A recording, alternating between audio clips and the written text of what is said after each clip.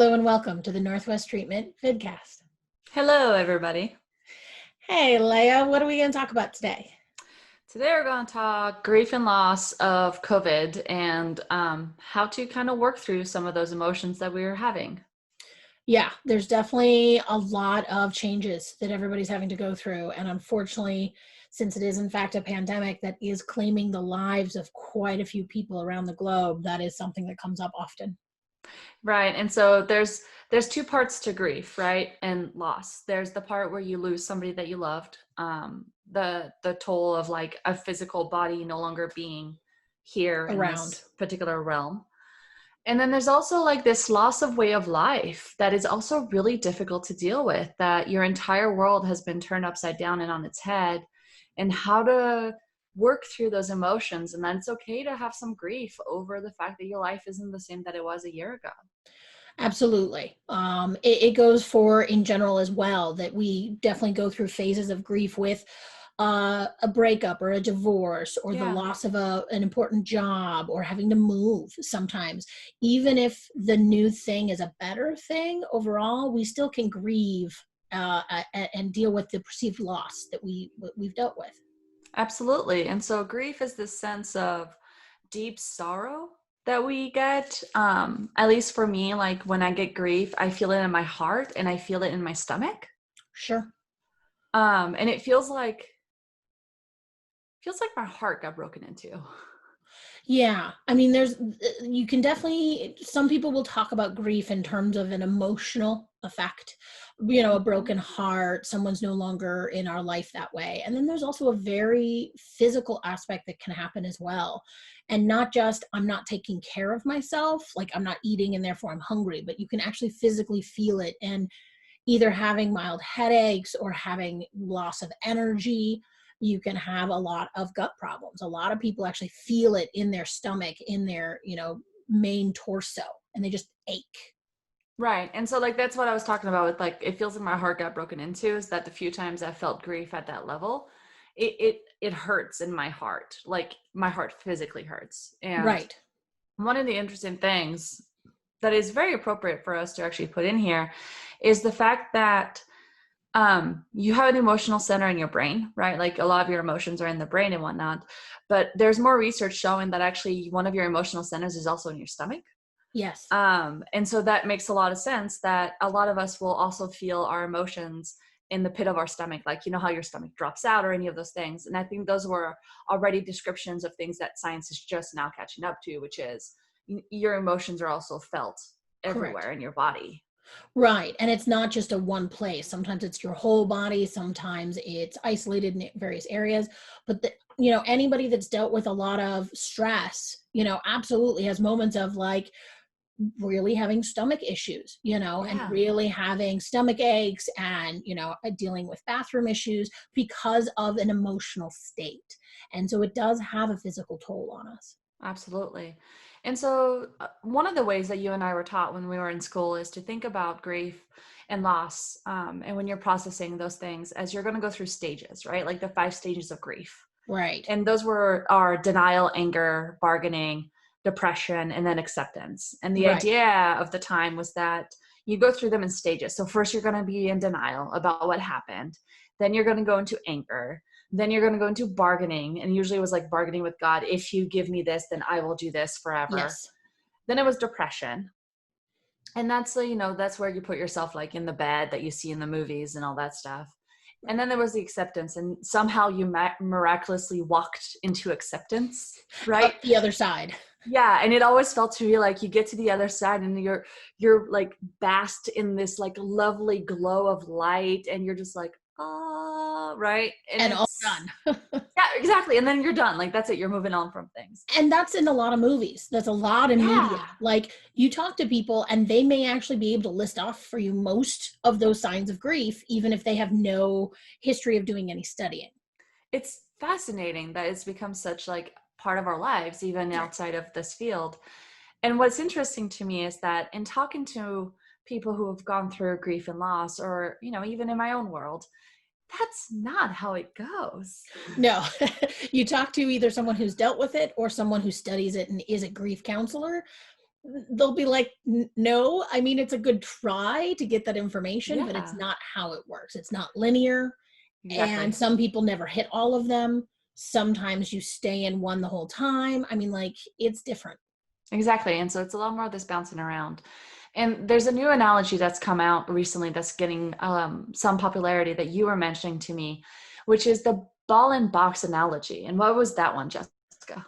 Well, that actually came from, I believe, a just someone on social media in early 2018, and they were just trying to come up with a way to describe it to other people. Mm-hmm. And what it was is this idea of your grief is all this pain you feel, like we were talking about, either mentally, emotionally, or physically. And the idea is that you have a box. And in the box, on one of the four walls, is a button, a big red button, and that's the pain button. Every time it gets pressed, we feel that loss, right? And when we Mm-hmm. first have grief or loss in our life, in that box is a very large ball. And that ball constantly hits that button. Like, it's so big it barely fits. And then over time, the ball might get a little bit smaller, right? So it's now not constantly hitting that pain button, that pain response, but it now has space to move, Right. right? So now it's bouncing in that box. And when it hits that pain button, we feel that loss again. And over time, it's not that the pain goes away or that the pain is lesser. It's just that the ball shrinks, and so then you get more time in between those pain moments. And the problem is that you don't know when it's going to be triggered. You know, you could be going through the grocery store and see someone's favorite cereal, and that makes you remember all again what is going on with you in the loss of that person. Or Mm-hmm. seeing something else that is unexpected that kind of prompts those feelings. So I actually like that a lot better because in talking to my folks, that tends to be a lot more descriptive of what's happening for them. It's just this like continuous, I mean, 20 years after you lose a child or after you lose your parents, like you're still going to feel it. Like it's not going to go away. Right. And there are some things that we expect, like on anniversaries of different dates, Yeah, that makes more sense. But, you know, there are some weird things that come out of nowhere and make us remember these things. And that can be hard to deal with. absolutely. But there's also steps or things to be aware of that we can do when going through some of this. And a lot of it is just giving yourself the time and understanding it's not something that happens overnight.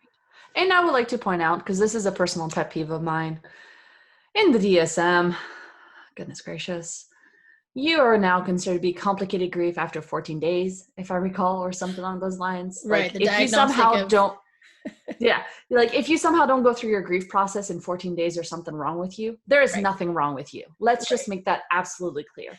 Like nothing is wrong with you. However you grieve is how you grieve. Yeah. That doesn't mean that there's a right way and a wrong way to grieve. There isn't. Correct. Correct. It is something, though, that if you have 2 weeks where you cannot eat, you cannot bathe, you cannot get out of bed, you know, where it's debilitating, that might be Yeah. a worry line. But it's not Yeah. all of a sudden I'm better in, 13 and a half days. It doesn't Right. quite work that way. And I've had people kind of be really concerned about that. I'm like, give yourself a minute. Like, I love the Jewish faith with Shiva. Yes. Like, to me, it makes so much more sense to sit Shiva where like you hide your mirror so you don't have to look at yourself. You don't have to like Be worried about self. Yeah. well, you don't have to be composed. Right. You can just grieve because Right. that's what you should be able to do. And it's the idea of giving yourself that space to grieve. Yeah, exactly. And that's one of the big things, right? Give yourself time, give yourself the space to be able to grieve. If you're using alcohol or drugs, that can inhibit the grieving process because you don't feel your emotions. They just kind of go on the wayside. Yeah. And I know it's very popular, especially like I'm French. It's very popular in our culture to drink at funerals. Oof. Irish and German. Yes. It's not always very helpful to No. do that, honestly. And a lot of times they'll just delay the grief process. And sometimes make it worse because you haven't dealt with it and it builds up. Exactly. Yeah. But talking to other people, friends and family, don't keep yourself hidden away from other people. Like, make sure you talk about them. And especially when we're talking about COVID-19, I think it's perfectly acceptable to have conversations with your loved ones about what kind of life you were expecting to have and where you're currently at. Yes. And it's something that like my husband and I were not necessarily doing. And recently we started doing again. And it was like kind of a breath of fresh air because sometimes I forget that I'm not in this hellhole by myself.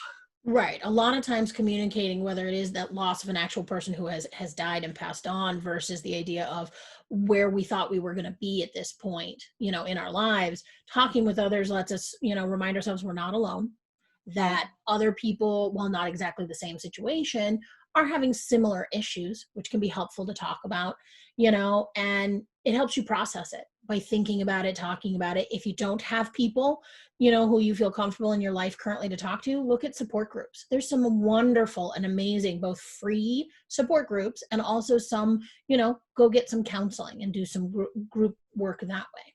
Absolutely. There's a lot of support groups for grief and loss out there.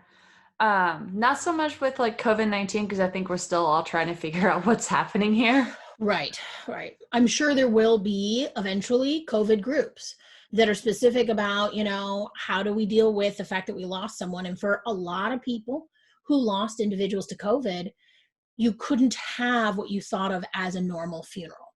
You Right. couldn't have and go visit people in the hospital to be there for their last moments. There's a lot of loss of just what we understand we could do in a worst case scenario with the end of life and how we would celebrate that end of life. And so we're having to find out new ways to do that. Which, if you're going through that, my personal guess is you're probably having some guilt and shame around that just because of circumstances. Right. Please reach out to somebody to help you with that. Don't just sit with it and let it fester. Yeah. Just because those things can definitely take us down.